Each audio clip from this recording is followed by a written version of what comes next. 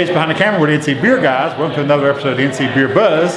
We're continuing our tour around Charlotte today in conjunction with attending the great Queen City Beer Festival, which we just finished first session. It was quite a success. Our hats are off to the ACN Autism crowd and Niles, who does such a great job with Queen City Beer Fest. And it was done, and they're going to the second session soon, so another great year in Charlotte beer. So we found our way over to a relatively new brewery and new to us. We've never been in here before. This is Thirsty Nomad. And we're out on, what's the street here? It's Stuart Andrew Blvd A. And where do we place ourselves geographically in Raleigh, in Charlotte, in the area? We say that we're just across I-77 from OMB. Okay. It's south end. South end. South end. South end, okay. And we're here with Brad Ledbetter, who is one of the partners. They have a large partnership group here, but Brad was the original idea maker. It was his vision, and he's got some good help here, some good partners, but he's the man. And we've caught him on a brew day, so he has stepped away from the boil. So we got 15 minutes to get this done and get him back to work. That's about the size of it. Thanks for having us in, we appreciate this. So you were the guy. I am. How did the idea, where did this genesis come from? Like most people that get into this, I was homebrewing. Been doing that 9 or 10 years. Here in Charlotte? I started in Salt Lake City, actually. Okay. I had moved out there for work and other reasons. Started with mead, actually. That took way too long. Right. So I got into beer. You gotta be patient being meader. Yeah, and I am not patient. Right. So I got into beer, been brewing nonstop pretty much ever since. And had come back to Charlotte. And my family's up in Concord. Okay. So I moved back there and had specifically come back to start a brewery because you know, you win enough competitions, people tell you you're ready. You're ready. You've got the fire. Pretty much. And didn't think you want to do it in Concord. You came to Charlotte or how did you wind up here where we are? We tried to do it up in Cabarrus County because I don't like to drive long commutes anymore than anybody else. But various things fell through and we just had a really hard time finding a spot, and this was the first place that we found that had some good parking, plenty of space, the rent was right, and it was easy enough for us to make it into a brewery. Good. And we've been in how long now? 6 months, just over.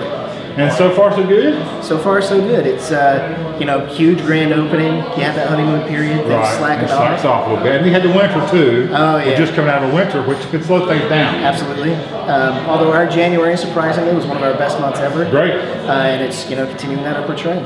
Good. And are we brewing a particular style of beer, or are there some things we come to know as Thirsty Nomad as the brand, or are we all over the style categories? I personally am all over the place. Okay. I like to brew lots of different styles. Although I'm in my wheelhouse in the 6% ABV range, and sometimes I like a hoppy beer, sometimes I like a malty beer. But they're approachable. They're all approachable. And fairly low gravity in the sense of 5 or 6%. Right. And I like to give beers to people that they can have more than one of if they want. Right. Okay. I don't want to, you know, have a bunch of people come out here and go home sloshed necessarily. Right. Although we do keep 1 or 2 high gravity beers on most of the time. So you've got some flagships? Yeah. Okay, and then some one-offs and some things that change up on the menu too? Yeah, absolutely. Okay. Our Secret Pale Ale tends to be the one that sells the most out of anything. All right. Followed closely by our And would you have guessed that originally? If you had to guess going in, the Secret, the Pale Ale? I would not have guessed that one. Okay. I would have put it in the top 3. All right. But when we go to festivals and events, we always take our chocolate stout because that one is one of the first beers that kicks. And I would have put that one as number 1 most likely, but that's usually number 2 or 3. Okay, right. And then in addition to flagships, you got a smaller system to do some one-offs or just some one-offs, not necessarily a low volume? We mix it up. Okay. We, you know, all of us been home brewers, so we have, you know, a wheelhouse that we can go to. And, you know, our current head brewer, Murray, does a lot of English styles. He's got a nice wit beer that's on tap now.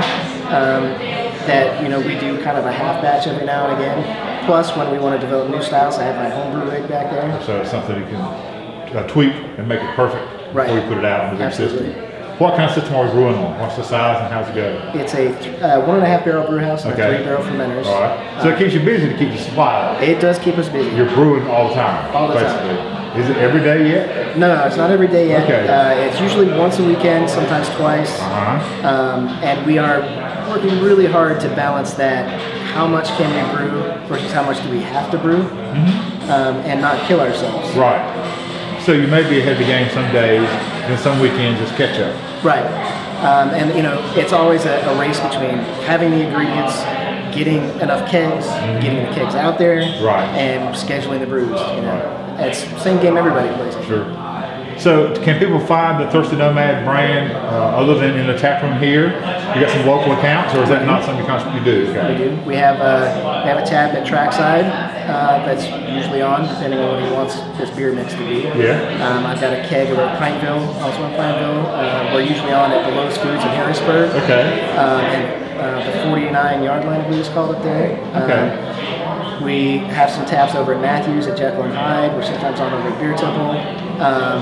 But yeah, kind of all over. It's all over, right. But no packaging yet. We have one bottle or two bottle releases. So we've packaged one real one, one kind of. Yeah, so we've got our Seeker and Bombers here at the tap room. We decided that growlers are not a huge seller for us. Right. So Bombers, we can package that and it'll last. And it helps us to really manage our schedules better. Sure. And then we've got a big bottle release of our Old Ale, which is what I'm brewing today.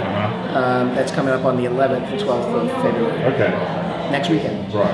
And where do we think Thirsty Nomad's going? What is the vision? I mean, we're only 6 months in, so it's hard to know. We're still learning what we are. Right. But a couple years out, what do we hope, or what do we think will be Thirsty Nomad? So this has been a proof of concept really for us, right? And in a couple of years, you know, I hope to be much bigger, 2-3 times as big. You know, doing a lot more production, doing a lot more distribution, have you know, many employees. Basically, you know, where Noda and Birdsong kind of started. Okay. And then grow to be a regional brand. Yeah. With distribution. Absolutely. Are you crossing South Carolina yet or not? Not yet. I didn't know. That's a whole different ballgame. It is. I don't want those headaches, really. Not yet anyway. Until that's what you worry about. Right. If you don't have to worry about the brew yourself, you might worry about some business things. Right. Because now you're wearing lots of hats. Yeah. Yeah, I want to have, you know, somebody that I can say, hey, guy, go sell into South Carolina. Figure that out. Yeah, I figure it out. So you came into the Charlotte beer scene at a time when it had already matured to some degree. You were not the second or third brewery in Charlotte. You're not the 15th either. Right. So you're kind of in the newness. Is it welcoming? Is the community welcome a new brand? Or is that part of the challenge, getting them away from what they've always drank? Because Charlotte's got a nice craft beer reputation already with the more known substantial breweries. Customers have been very welcoming of what we do. They always come to us and say that they like the variety that we offer. And we do a lot of different styles that you don't find at other places. Okay. And that's part of the deal. That's part of the deal. You need to do a style that's not available everywhere else. Right, absolutely right. And so the market drives you a little bit in what you brew. Oh yeah, I mean, I will always listen to what our customers want. I mean, I like to drink certain things. Sure. But I'm not my customer. Right, and that's part of the deal. Yeah. You know that going in. Good. So has it been everything you thought it would be? 6 months in, it's hard to judge, I think. Yes, it is. So far, it's some things, yes. You know, I expected we'd be brewing pretty much as we're brewing now, and worrying about, you know, what do we do next, and that's really where we're at. Right. I had hoped in my heart of hearts that our growth would be faster than it has been, but it hasn't been. But like you said, you had the best January, or the best month you've had was in January. Absolutely. Which is not supposed to be a great month. No, and that was really surprising. You wouldn't have guessed that. I wouldn't have guessed that at all. So you're ahead of the curve in some ways. Yeah. Right. And you know, there's always a surprise. Of course. And you know, no plan survives contact with the enemy, as they say. Right. And now you're out here in the trenches, so to speak. Yeah. Good. Great. Yeah, absolutely. Thanks for having us in. Oh, thank you. This has been great. We wish you all luck in the world. Thank you very much. Till next time, this is David Glenn from Charlotte from the Thirsty Nomad Brewery. Remind you to drink local and keep your beer dollars in North Carolina.